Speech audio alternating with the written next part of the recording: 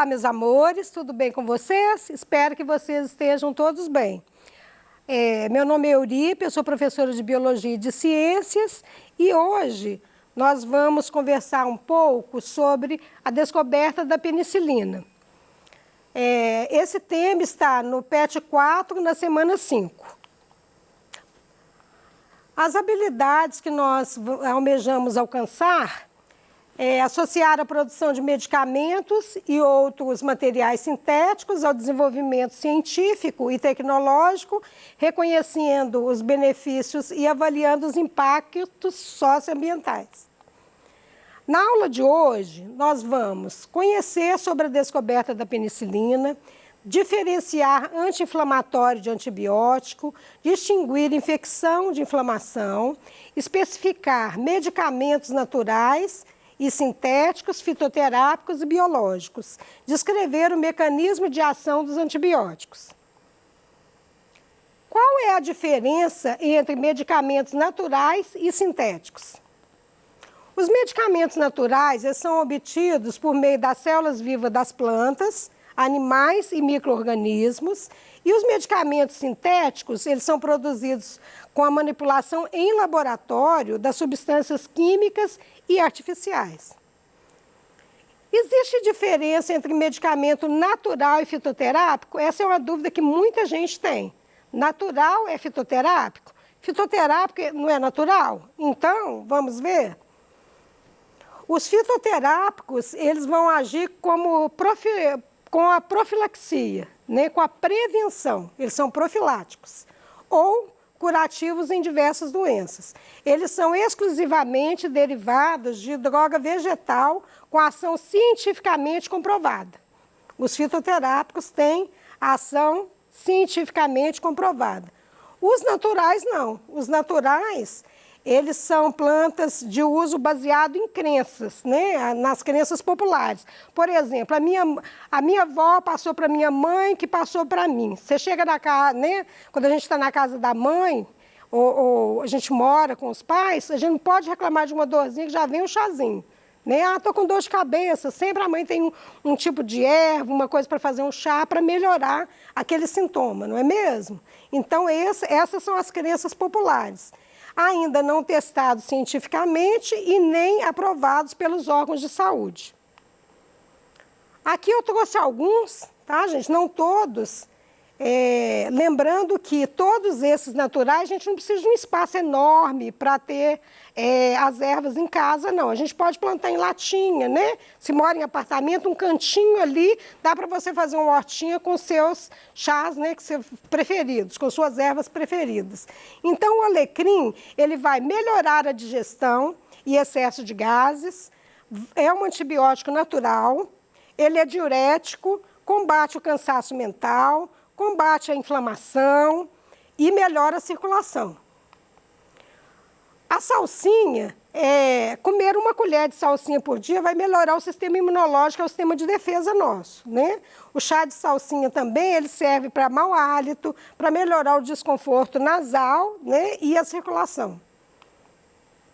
O alho vai atuar como anticoagulante, bactericida, antioxidante, além de combater também a congestão nasal e reduzir o colesterol, que é a gordura, né, excessiva. A alosna, ela ajuda a combater também o mau hálito, cólica menstrual, azia, anemia e também um ótimo repelente de insetos, inclusive piolho. Você vai fazer ali o chazinho, a infusão e passa no couro cabeludo, se for o caso, né, se precisar. Ele vai afugentar os piolhos dali. O manjericão, ele também é utilizado para aliviar dores de cabeça, né? Para isso você esfrega as folhinhas e passa aqui no osso temporal, que vai melhorar a dor de cabeça, né? Também pode ser usada para aliviar bronquite e laringite. Então, os medicamentos sintéticos agora, né? Nós falamos dos naturais, os sintéticos, eles são produzidos por meio de manipulação química de substâncias em laboratório, enquanto os biológicos, aqui entre os biológicos também, são produzidos a partir de células vivas, como plantas e micro-organismos. Por isso, o processo de produção do medicamento biológico ele é um pouco mais complexo, porque gasta uma tecnologia, né, de DNA recombinante, que vai modificar geneticamente a célula, né, para produzir uma proteína que ela é escolhida referente àquele tipo de medicamento-alvo que eles querem fabricar, né, querem fazer. Então, qual que foi, em 1982, qual que foi o primeiro medicamento biológico? A insulina humana, né? Ela é produzida em cultura de uma bactéria que é geneticamente modificada, né, voltada para a produção de insulina.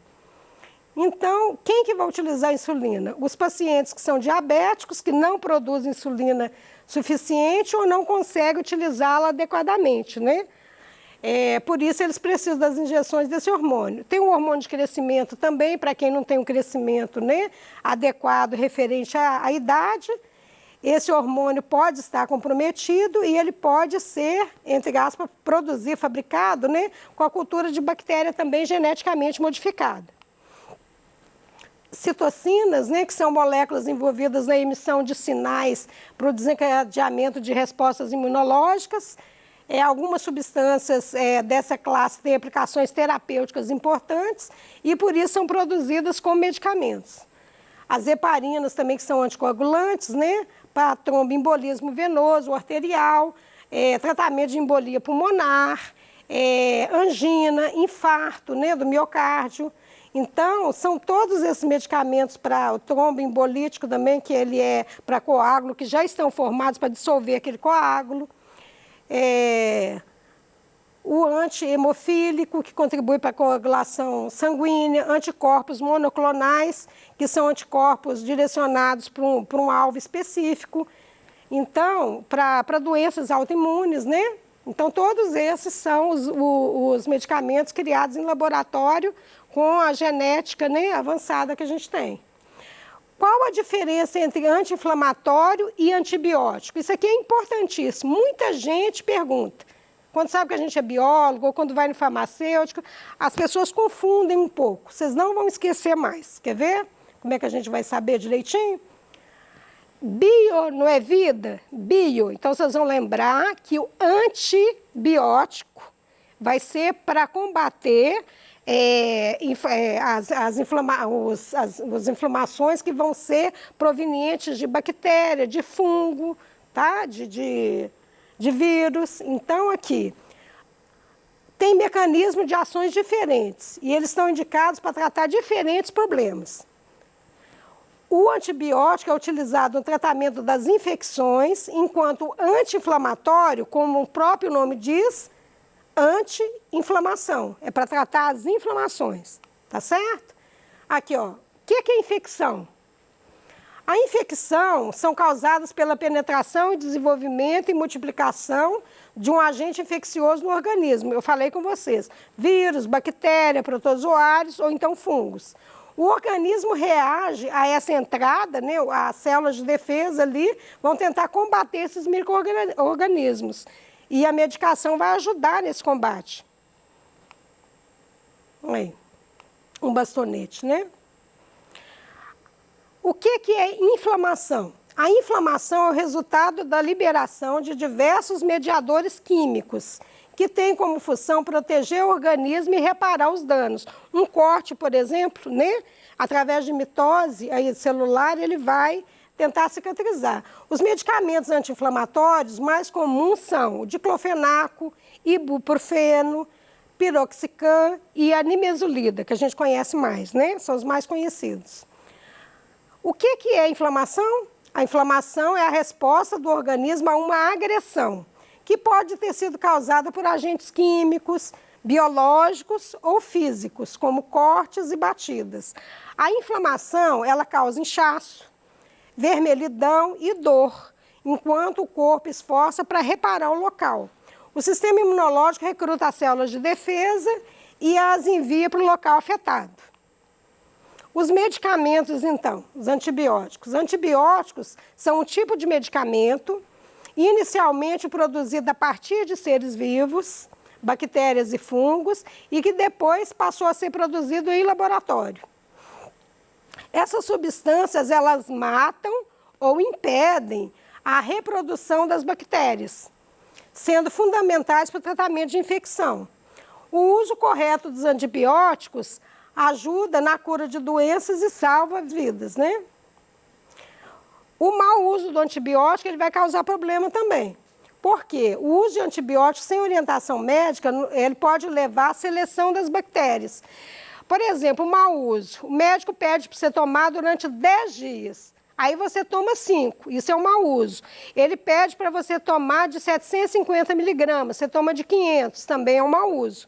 Tá certo? O que vai acontecer? Essas bactérias elas vão se tornar resistentes àquela medicação. Tá certo? Então não pode fazer o mau uso do antibiótico. Por isso ele é vendido somente com receita médica. Tá certo? Então, as bactérias sensíveis ao antibiótico morrem. Algumas cepas vão morrer. Mas as bactérias resistentes vão sobreviver. Aí você volta no médico e fala, não melhorei nada, doutor. Não melhorou porque não tomou direito, obviamente. Porque se tivesse tomado, tinha combatido as cepas todas, né? Referente àquela bactéria, aquele fungo.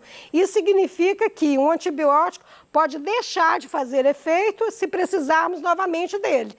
O seu corpo fica, né, fica resistente. Aí aquele medicação não vai adiantar mais. A penicilina é um antibiótico. Ela é um antibiótico, a penicilina. Você sabe como que ela foi descoberta? Olha que interessante, gente, a descoberta da penicilina. Na Primeira Guerra Mundial, o médico, e ele era oficial, também estava servindo, né, como médico escocês, o Alexander Fleming, né? Ele começou a buscar um tratamento para evitar a morte dos soldados, porque os soldados ficavam feridos, né? E aquelas feridas ali iam ficando mais sério, né? O tratamento ele já não estava conseguindo com os recursos que estavam. Então ele estava buscando um tratamento para ajudar a ter os soldados não morrerem, né? Cujos ferimentos haviam sido infectados. Em 1928, ele estava cultivando uma placa de vidro, a gente chama hoje de placa de Petri, né? Um tipo de bactéria causadora da doença. Ele estava cultivando bactéria. Elas têm os formatos diferentes, viu, gente? A bactéria e o fungo, morfologicamente, ela é completamente diferente, tá? Quando observou um fenômeno estranho, uma das placas tinha sido contaminada por um fungo. E ao seu redor havia uma região na qual nenhuma bactéria crescia. O Fleming descobriu, então, que o fungo produzia uma substância capaz de impedir o crescimento de bactérias. O fungo era uma espécie do gênero penicílio e a substância produzida foi chamada de penicilina por causa do gênero, né, do penicílio. O problema é que o fungo era difícil de ser cultivado e a quantidade de penicilina produzida era muito pequena. Eles não tinham, né, essa forma de produção que a gente tem agora. Somente no início da década de 1940, a penicilina foi purificada, concentrada e testada, passando então a ser produzida comercialmente, em 1940. Então, essa produção, lá na Primeira Guerra ele descobriu, na Segunda Guerra é que ajudou, né, nas feridas dos soldados lá, para não morrer tanta gente. Mas valeu a descoberta, tá vendo? É um período de transição aí. Então, aqui, meus amores, aqui são as bactérias, os bacilos. O bacilo, ele tem um formato assim, ó. Ele tem um formato assim, ó, igual as coisas aqui, só que arredondado aqui nas pontas. Igual aquela cápsula de medicamento, aquela compridinha assim. Então, o bacilo ele tem aquele formato de bastonete, tá? Aí, imagina ele ver alguma coisa, que o fungo ele parece uma arvrinha. Depois nós vamos ver aqui para frente. Então, imagina ele está cultivando algo que é arredondado, igual um bacilo assim, e ele encontra, de repente, alguma coisa cheia de hifa ali, parecendo um galinho de árvore, que estaria por aqui. E mais que isso, ele vê um halo entre, por exemplo, o cultivo aqui, ele vê que o fungo aqui, o penicílio, né? Ele criou um halo aqui de resistência, não chegava nenhuma bactéria nele. A gente usa isso até hoje, tá, gente? A gente coloca na placa e vê o de amplo espectro, por exemplo, ele vai ter um halo, né, maior ali. Aqui, gente, ó, tá vendo? Você tem um bastonete e você tem isso aqui na sua placa, não é diferente? Aí fez ele pensar. E se tinha um halo ali que estava repelindo, que legal. Descobriu alguma coisa ali importante para ajudar. O fungo, gente, ele pode estar, isso aqui é laranja, tá? Nos frutos que ficam, né, envelhecidos lá, né, apodrecidos. O fungo aqui é uma placa, tá? De Petri também. Aqui é um pedaço de pão, tá? Também os fungos aqui. Quando você esquece na geladeira alguma coisa aberta, uma lata, quando tem alguma fruta apodrecida, é o mesmo penicílio, é o mesmo gênero, tá, gente? É a família, mesmo. Aqui uma placa também contendo fungo, tá vendo? E eles têm esse jeitão aqui, ó.